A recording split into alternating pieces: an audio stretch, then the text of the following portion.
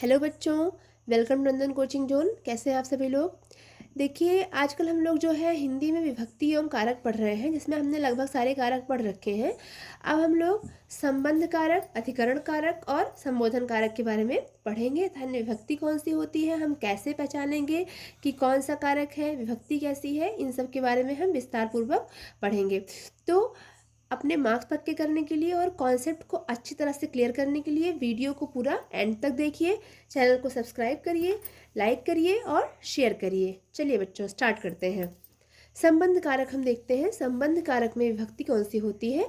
षष्ठी विभक्ति होती है और इसमें जो कारक चिन्ह होता है वो होता है का, की, के, रा, री, रे। देखिए, समझाते हैं कैसे। जहाँ वाक्य में कर्ता का संबंध किसी से बताया जाता है वहाँ संबंध कारक होता है। जब वाक्य में जो है कर्ता का संबंध बताया जाता है किसी अन्य कर्ता से या किसी वस्तु से या किसी व्यक्ति से, तो वहाँ पे कारक कौन सा होता है बच्चों? वहाँ पे संबंध कारक होता है। ठीक है, जैसे हम समझते हैं, राजा दशरथ जो है राम के पिता थे। और एक चीज जाननी है हमको, इसमें जो है कारक चिन्ह आएगा का, की, के, रा, री, रे। ये कारक चिन्ह आएंगे। जैसे यहाँ पर आप देखेंगे तो राजा दशरथ राम के पिता थे, कारक चिन्ह क्या आ रहा है यहाँ पे? के आ रहा है कारक चिन्ह। ठीक है, राजा दशरथ किसके पिता थे? राम के पिता थे, मतलब राम का संबंध बताया जा रहा है किससे? राजा दशरथ से। और कारक चिन्ह कौन सा यूज कर रहे हैं? के यूज कर रहे हैं। ठीक है, ये इतना आपको समझ में आ गया होगा। अगला एग्जाम्पल देखिए, वह मेरा भाई है। वह मेरा भाई है। देखिए यहाँ पर कारक चिन्ह में र, री, रे। वह मेरी बहन भी हो सकता था, यहाँ पर तो री आ जाता। ठीक है, मेरे पिता हैं तो रे आ जाता। तो जहाँ पर का, की, के, रा, री, रे शब्द दिखाई देते हैं वहाँ पर क्या होता है बच्चों? वहाँ पर संबंध कारक होता है। और संबंध कारक में हमेशा विभक्ति कौन सी होती है? षष्ठी विभक्ति होती है। ओके, चलिए अगला देखते हैं। अधिकरण कारक। अधिकरण कारक में होती है सप्तमी विभक्ति। इसको थोड़ा अच्छे से समझिएगा, थोड़ा सा जो है कॉन्सेप्ट समझना है इसमें आपको। जैसे देखिए, इसमें जो है कारक चिन्ह कौन कौन से होते हैं?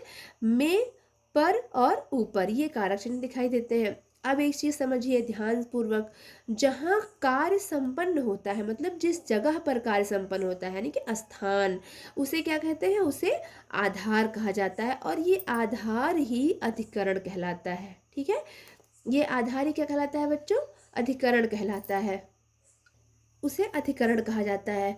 अब देखिए ध्यान से, इसमें जो है हमें दो चीजें दिखाई देती हैं। क्या? समय और स्थान। ऐसे कारकों में क्या होता है? ऐसे वाक्यों में समय भी दिया होता है और स्थान भी दिया होता है। ठीक है, कभी कभी एक ही वाक्य में दोनों दिए होते हैं, या कभी कभी अलग अलग चीजें, अलग अलग शब्द दिए हैं, ये दिए होते हैं। जैसे इसमें समय के रूप में क्या आएगा? साल या महीना या दिन।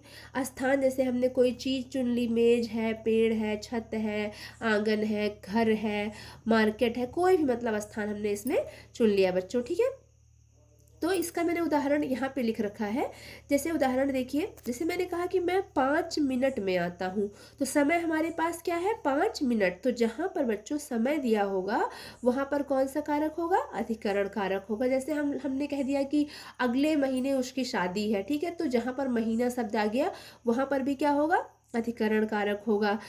पढ़ाई करने में कई साल लग जाते हैं, तो साल जहाँ पे आ गया वहाँ पे भी क्या हो गया? अधिकरण कारक हो गया। जैसे अब स्थान की बात कर लेते हैं, जैसे पक्षी पेड़ पर बैठे हैं।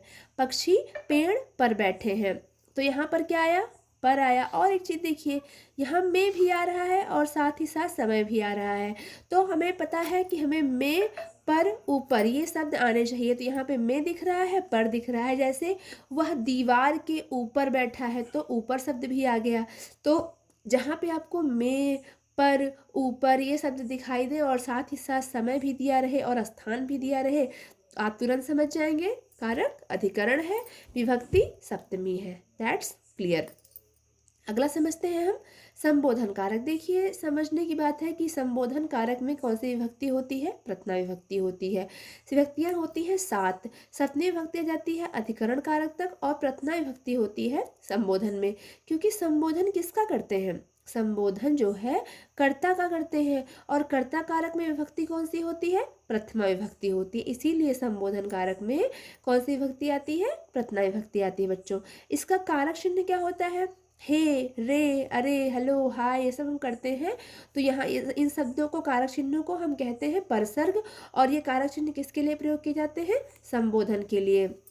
जैसे जिसको याद किया जाए या बुलाया जाए तो वहाँ पे कौन सा कारक होता है? वहाँ पर संबोधन कारक होता है। किसी की प्रार्थना की जाए, ईश्वर को याद किया जाए, तो वहाँ पर कौन सा कारक होता है? संबोधन कारक होता है। मैं इसका थोड़ा उदाहरण बता देती हूँ आपको। जैसे हमने कहा कि संबंध कारक का हम उदाहरण ले लेते हैं। तो हमने कहा हे राम, हे राम यहाँ आओ। ठीक है, हे राम यहाँ आओ। तो हमने बुलाया किसको? राम को बुलाया। और यहाँ पे कोई कर्ता नहीं दिख रहा है आपको, तो यहाँ पे कर्ता कौन है? राम कर्ता है। और कर्ता कारक में विभक्ति कौन सी होती है? हमेशा प्रथमा विभक्ति होती है। अंडरस्टूड? जैसे हमने प्रार्थना करी तो हमने क्या कहा? हे भगवान, हे भगवान मेरी सहायता करो। हे भगवान मेरी सहायता करो। तो अगर हमने ईश्वर को याद किया या हमने प्रार्थना करी तो भी तो संबोधन किया। और एक बात ध्यान रखिए कि संबोधन कारक में हमेशा ये चिन्ह लगता है जिसे हम कहते हैं विस्मयादि बोधक चिन्ह। इस चिन्ह को हम क्या कहते हैं? विस्मयादि बोधक चिन्ह। इंग्लिश में इसी को साइन ऑफ एक्सक्लेमेटरी कहा जाता है या साइन ऑफ एक्सक्लेमेशन कहा जाता है बच्चों। ठीक है। और संबोधन बिना कर्ता के कभी नहीं होता है, इसीलिए कर्ता विभक्ति कौन सी होती है? प्रथमा विभक्ति होती है। तो हम लोगों ने अच्छे से आज सारे कारक पढ़ लिए। कर्ता कारक, कर्म कारक, करण कारक, संप्रदान कारक, अपादान कारक, संबंध कारक, अधिकरण कारक और संबोधन कारक। कुल कितने कारक होते हैं बच्चों? 8 कारक होते हैं। विभक्तियाँ कितनी होती हैं? 7 होती हैं। संबोधन कारक में प्रथमा विभक्ति होती है। मैंने आप लोगों को अच्छी तरह से कारक समझा के पढ़ाया है। आप लोगों को अच्छे से अगर समझना है तो हमारे सारे वीडियोज़ को देखिए, सारे वीडियोज़ को आप लाइक करिए, शेयर करिए और ज्ञानार्जन करिए। थैंक यू बच्चों, कीप लर्निंग।